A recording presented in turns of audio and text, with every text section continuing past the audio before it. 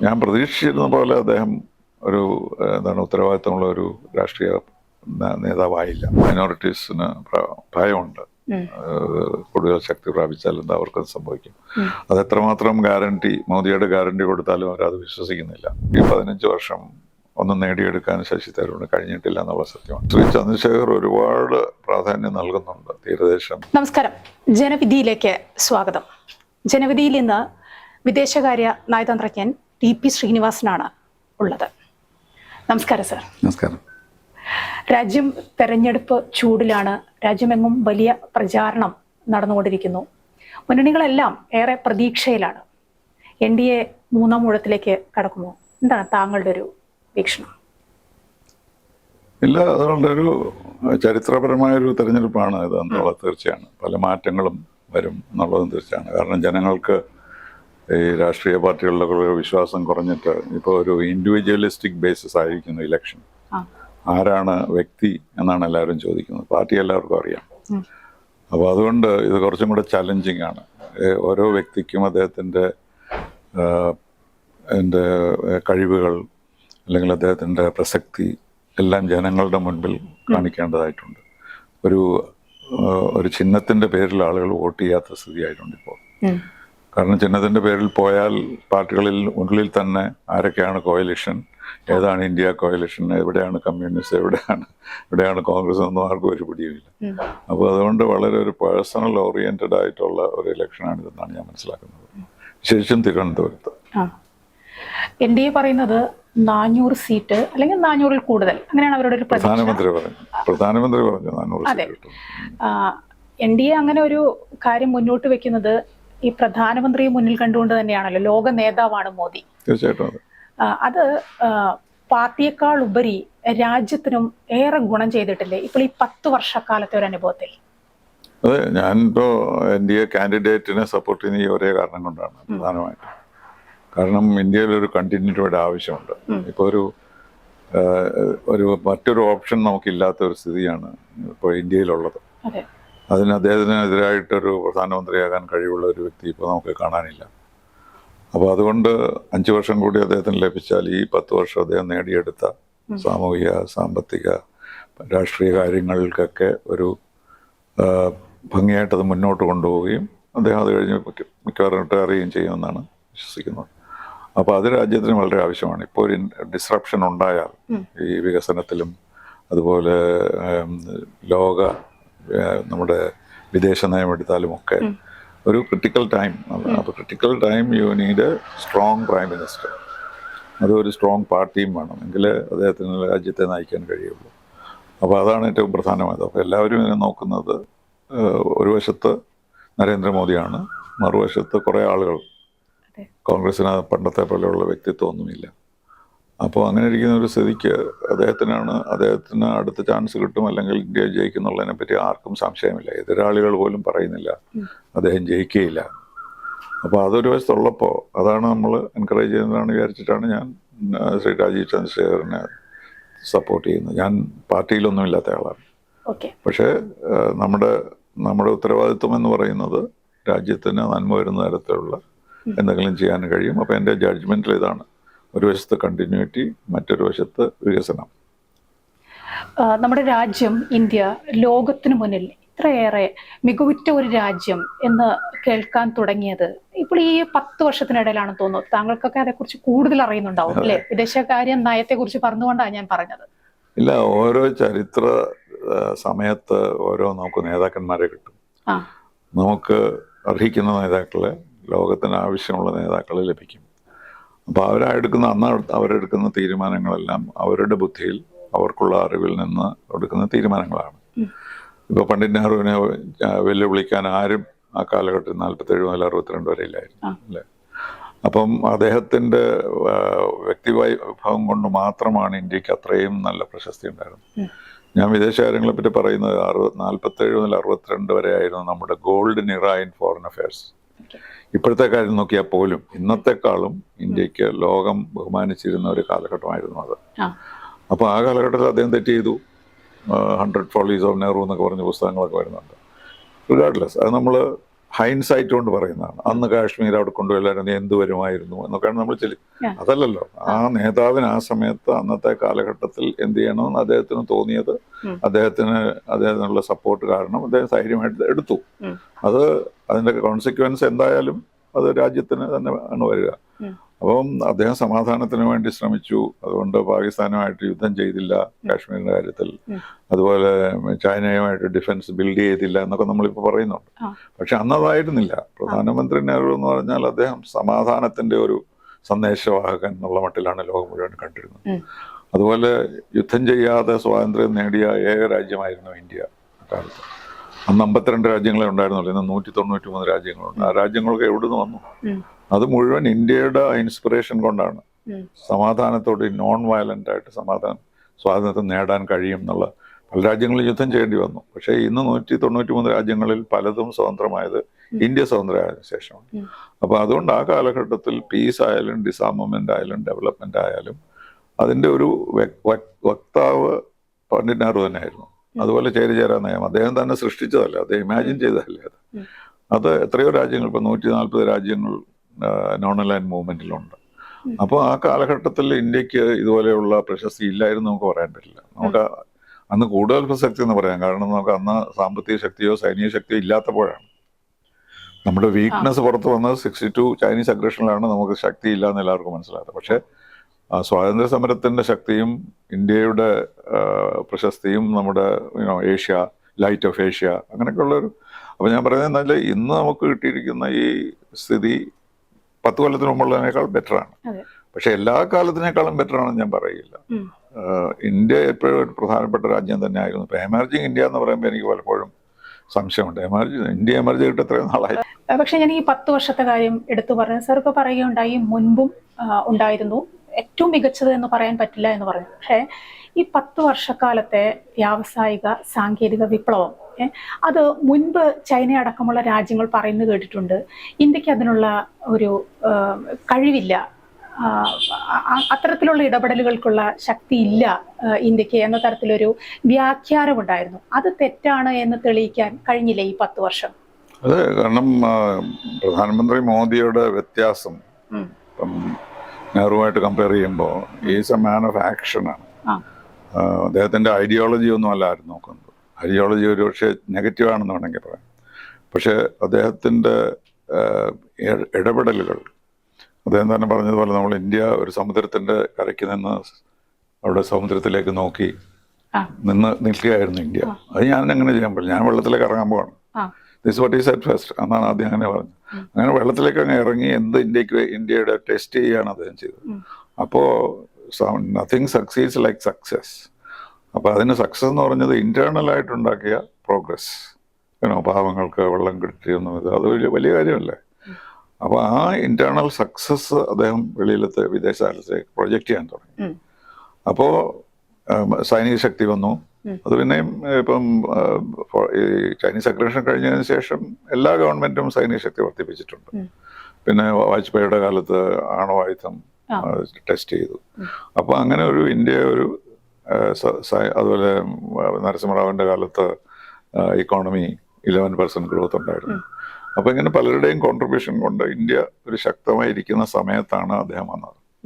അപ്പൊ അദ്ദേഹത്തിന്റെ ഒരു നിശ്ചയദാർഢ്യവും അദ്ദേഹത്തിന്റെ ഒരു ശക്തിയും ധൈര്യവും കൊണ്ട് അദ്ദേഹം ഇന്ത്യയെ മുന്നോട്ട് പോകാൻ ശ്രമിച്ചു. പലതരത്തിൽ ഉള്ള അലയൻസസ് ഉണ്ടാക്കി. അമേരിക്കയായിട്ട് വളരെ നല്ല ക്ലോസ് റിലേഷൻഷിപ്പായി. റഷ്യയായിട്ട് പ്രശ്നങ്ങളൊന്നുമില്ല. ചൈനയുമായിട്ട് അദ്ദേഹം ഒരുപാട് സംസാരിച്ചു. അതിൽ അദ്ദേഹം ഡിസപ്പോയിന്റഡ് ആയി. അപ്പൊ എന്നാലും അതിലൊന്നും മടിക്കാതെ ഉള്ള ധൈര്യവും ശക്തിയും കൊണ്ട് അദ്ദേഹം മുന്നോട്ട് പോവുകയാണ്. അപ്പോൾ ഇപ്പൊ രാജ്യത്തിൽ അന്ന് 15ാമത്തെ രാജ്യമായിരുന്ന ഇന്ത്യ എക്കണോമിക് പവർ ആയിരുന്നു നോക്കുമ്പോൾ ഇന്ന് 5ാമതായിട്ടുണ്ട്. അത് ഉടനെ തന്നെ 3ാമതാകും എന്നുള്ളത് തീർച്ചയായിട്ടും. അമേരിക്കയും ചൈനയും കഴിഞ്ഞാൽ നമ്മളായിരിക്കും ഏറ്റവും വലിയ സാമ്പത്തിക ശക്തിയാവാൻ പോകുന്നത്.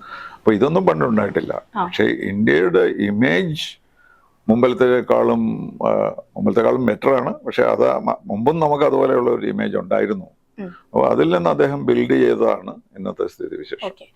ഈ പ്രകടന പത്രികയിൽ പറയുന്ന വാഗ്ദാനങ്ങൾ അത് പാലിച്ചുകൊണ്ട് മുന്നോട്ട് പോകുക എന്ന് പറയുന്നത് അത്ര എളുപ്പമുള്ള കാര്യമല്ല. പല സർക്കാരിൻ്റെ കാര്യം എടുത്തു നോക്കിയാലും അതൊന്നും വേണ്ട രീതിയിൽ മുന്നോട്ട് കൊണ്ടുപോകാറില്ല.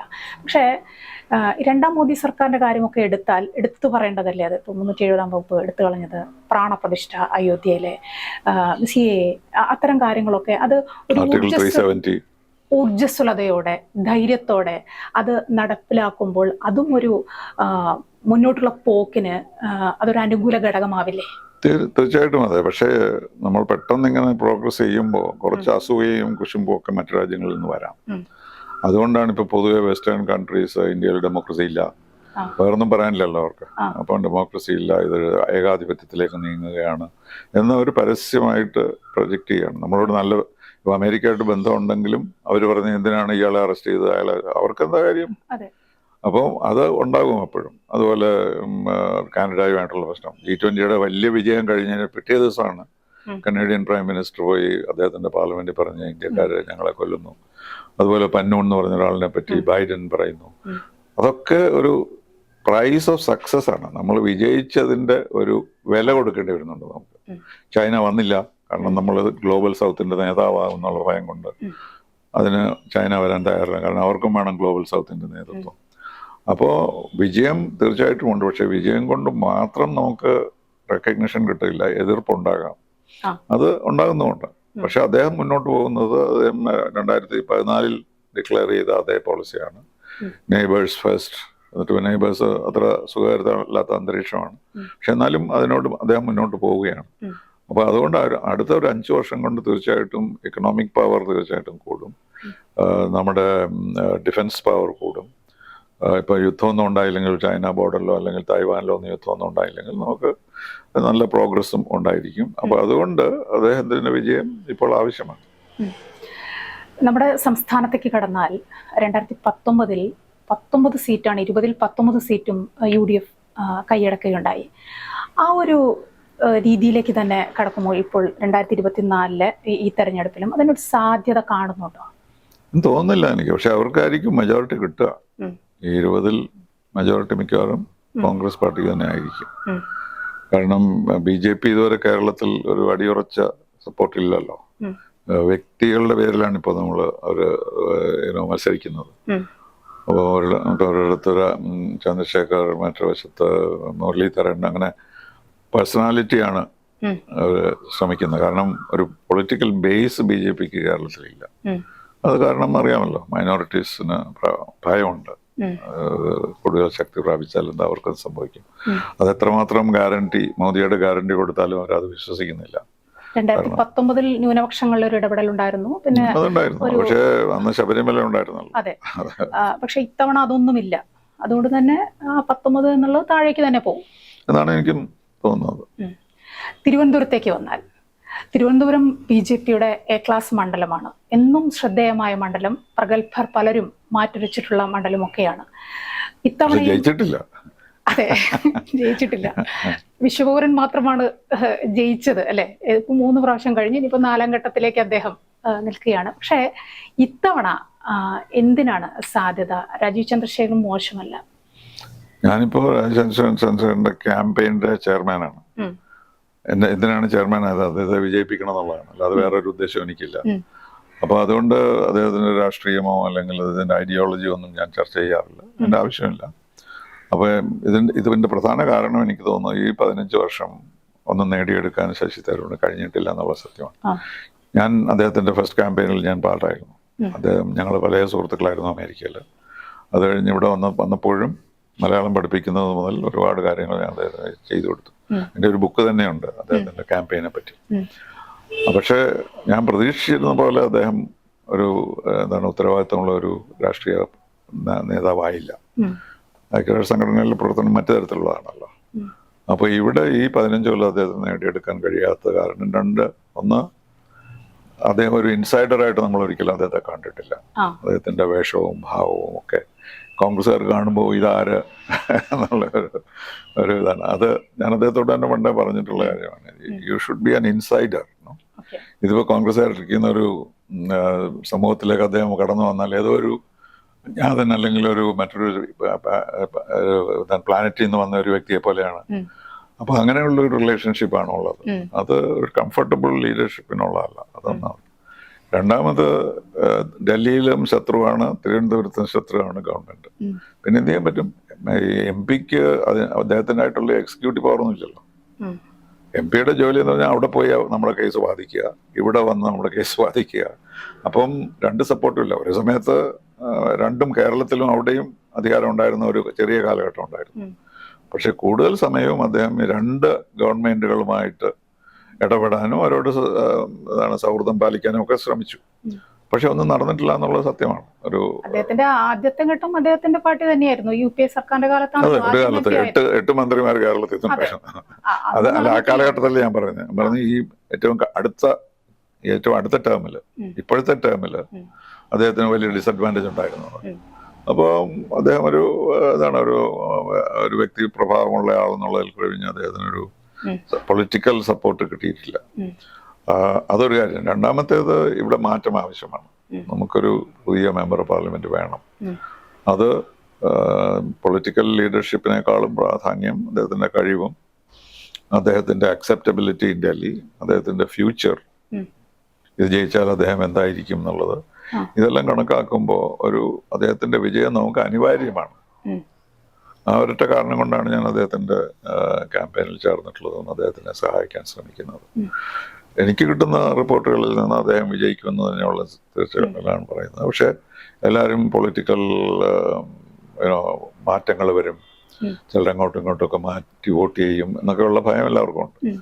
പക്ഷെ യഥാർത്ഥത്തിൽ ഈ 3 പാർട്ടികളിലായിട്ട് വോട്ട് നോക്കിയാൽ ഇന്നത്തെ സ്ഥിതിക്ക് രാജീവ് ചന്ദ്രശേഖരന് ജയിക്കാനുള്ള എല്ലാ സാധ്യതയുമുണ്ട്.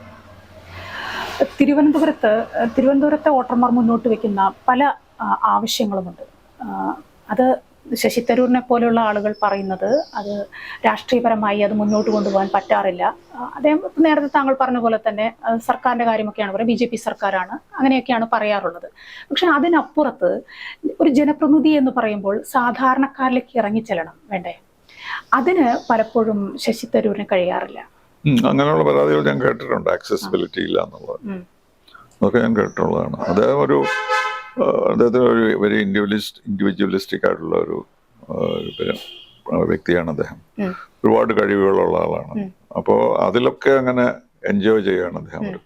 അപ്പോൾ ഈ രാഷ്ട്രീയത്തിലേക്ക് വന്ന് ജനങ്ങളെ പ്രീതിപ്പെടുത്തി അടുത്ത ഇലക്ഷൻ തിരഞ്ഞെടുക്കുന്നതിനേക്കാളും അദ്ദേഹത്തിന്റെ പേഴ്സണൽ വ്യക്തിപരമായ ഇതുകൊണ്ട്, താല്പര്യം കൊണ്ട് ആളുകൾ വോട്ട് ചെയ്യുന്നുള്ളതാണ് അദ്ദേഹം വിശ്വസിക്കുന്നത്. പക്ഷെ അതല്ല എന്ന് എനിക്ക് തോന്നുന്നത്. ഇന്ന് തിരുവനന്തപുരത്ത് ആവശ്യങ്ങളുണ്ട്, ഒന്നും ഇവിടെ നടക്കുന്നില്ല എന്നുള്ള സ്ഥിതിവിശേഷമാണ്. സെൻട്രൽ ഗവൺമെന്റ് അല്ല, സ്റ്റേറ്റ് ഗവൺമെന്റ് ആയാലും വളരെ ഇൻഎഫിഷ്യന്റ് ആണ്. അപ്പോൾ ആ സമയത്ത് ഇദ്ദേഹം ജയിച്ചാൽ ഗുണകരമായിരിക്കും എന്ന ഒരു വിചാരം എല്ലാവർക്കും ഉണ്ട്. ചെറുപ്പക്കാരിലും വയസ്സായവരിലും എല്ലാ പാർട്ടിയിലുള്ളവർക്കും ഉണ്ട്. തിരുവനന്തപുരത്തിന്റെ അടിസ്ഥാന വികസന സൗകര്യങ്ങളുടെ ഒരു അപര്യാപ്തതയുണ്ട്. അതുപോലെ തന്നെ മറ്റൊന്ന് സാങ്കേതികത. ടെക്നോ പാർക്കൊക്കെ വന്നിട്ട് വർഷങ്ങളായല്ലേ? എൻ്റെ ഓർമ്മ ശരിയാണെങ്കിൽ 33 വർഷമെങ്കിലും ആയിട്ടുണ്ട്. മറ്റ് സംസ്ഥാനങ്ങളിൽ ഇത്തരത്തിലുള്ള സാങ്കേതിക വിദ്യയൊക്കെ വരുന്നതിന് മുമ്പാണ് അല്ലേ? അതെ, അവരെല്ലാം മുന്നിൽ പോയി. അവിടെ ഒരു കേന്ദ്ര സർക്കാരിനെ മാത്രം കുറ്റം പറഞ്ഞിട്ട് കാര്യമില്ലല്ലോ. ഒരു 15 വർഷക്കാലം അവിടെ ഉണ്ടായ കുറ്റം പറയാൻ പറ്റില്ല. കാരണം ഇവിടുത്തെ പക്ഷെ വേണ്ട രീതിയിലുള്ള ഒരു ഇടപെടൽ നടത്തിയിട്ടുണ്ടോ? രാഷ്ട്രീയക്കാരൻ എന്ന നിലയിലുള്ള ഇടപെടൽ ഇല്ല. അതിനുള്ള കഴിവില്ലല്ലോ. ആരോടാണ് അദ്ദേഹം പറയുക? ജനങ്ങൾ അദ്ദേഹത്തോട് ആവശ്യപ്പെടുന്നു, അദ്ദേഹം അവരോട് പോയി ആവശ്യപ്പെടുന്നു. അല്ലാതെ ഒരു എക്സിക്യൂട്ടീവ് പവർ ഇല്ലാത്ത ഒരു വ്യക്തിക്ക് എന്ത് ചെയ്യാൻ കഴിയും? ഒരു ഗുഡ് വിൽ അംബാസഡർ പോലെയാണ് അദ്ദേഹം തിരുവനന്തപുരത്തിനോട് പെരുമാറുന്നത്. തിരുവനന്തപുരത്തിന് അങ്ങനെ ഒരു ഗുഡ് വിൽ അംബാസഡർ അല്ലല്ലോ വേണ്ടത്. മറ്റൊന്ന് തീരദേശമാണ്. തിരുവനന്തപുരം മണ്ഡലത്തിന്റെ തെരഞ്ഞെടുപ്പ് പ്രചാരണ സമയത്തൊക്കെ മുന്നിട്ട് വരുന്ന ഒരു വിഷയമാണ് തീരദേശം. ഇപ്പോൾ വിഴിഞ്ഞം കൂടി വന്നപ്പോൾ ഇത്തവണയും അതുണ്ട്. അത് ഏത് മുന്നണിക്കായിരിക്കും ഇത്തവണ അനുകൂലമാവുക? ഇത്തവണ ശ്രീ ചന്ദ്രശേഖർ ഒരുപാട് പ്രാധാന്യം നൽകുന്നുണ്ട്. തീരദേശം, നെയ്യാറ്റിൻകര, അവിടെ എല്ലാം അദ്ദേഹം പോയി. MP അല്ലെങ്കിൽ പോലും കടൽ ഇറോഷൻ വരാതിരിക്കാനുള്ള കുറെ കോടി പണം ഗവൺമെന്റിൽ നിന്ന്, സെൻട്രൽ ഗവൺമെന്റിൽ നിന്ന് എടുത്ത് അവിടെ കൊണ്ടുവന്ന് പ്രവർത്തിച്ചു. അതുപോലെ ഇനിയത്തെ ടെക്നോ പാർക്ക് നെയ്യാറ്റിൻകരയായിരിക്കും എന്ന് അദ്ദേഹം പറഞ്ഞു. അപ്പോൾ ആ സ്ഥലത്തിന് അദ്ദേഹം പ്രത്യേകം പ്രാധാന്യം നൽകുന്നുണ്ട്. അത് പക്ഷേ അവർ ജനങ്ങൾ അബ്സോർബ് ചെയ്തിട്ടുണ്ടോ എന്നുള്ള ഒരു കാര്യം. പിന്നെ മറ്റേത് അവിടെ മൈനോറിറ്റീസ് ആയതുകൊണ്ട് അവർക്ക് ഈ BJP-യുടെ ഭയം ഇപ്പോഴും ഒരുപക്ഷെ ഉണ്ടായിരിക്കാം. അപ്പോൾ ഈ രണ്ട് കാരണങ്ങൾ കൊണ്ട് ഇപ്പോൾ ആസ് ഓഫ് നൗ കോൺഗ്രസിനൊരു ഹോൾഡ് അവിടെ ഉണ്ട്. പക്ഷെ നമ്പേഴ്സ് എനിക്കറിയില്ല ഇതെങ്ങനെ ഇവൻച്വലായിട്ട് തീരുന്നുള്ളത്. പക്ഷെ ഇദ്ദേഹം വളരെയധികം ശ്രദ്ധിക്കുന്നുണ്ട്. എല്ലാ ദിവസവും അവിടെ പോകുന്നു, ആ ഭാഗത്തൊക്കെ പോകുന്നുണ്ട്, അവിടെ പല കാര്യങ്ങളും ചെയ്യുന്നുണ്ട്. അപ്പോൾ ഒരു വിശ്വാസം ഉണ്ടെങ്കിൽ, അപ്പോൾ അവിടെ ഈ BJP-യെ പറ്റിയുള്ള ഭയം മാറ്റി വെച്ചുകൊണ്ട് ഇദ്ദേഹത്തിന് വേണ്ടി ശ്രമിക്കുന്നവരുണ്ടെങ്കിൽ അങ്ങനെ ഉണ്ടെന്നാണ് ഞാൻ മനസ്സിലാക്കുന്നത്. അദ്ദേഹത്തിന് വിജയിക്കാനുള്ള സാധ്യതയുണ്ട്. നമ്മളെല്ലാം ആഗ്രഹിക്കുന്ന തിരുവനന്തപുരത്തിന്റെ ആ ഒരു വികസനം അത് ഉടൻ തന്നെ ഉണ്ടാവും.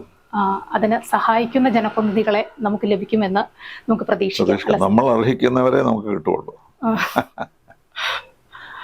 ഓക്കെ, വളരെയധികം നന്ദി സർ ജനവിധിയിൽ പങ്കെടുത്തത്. Thank you.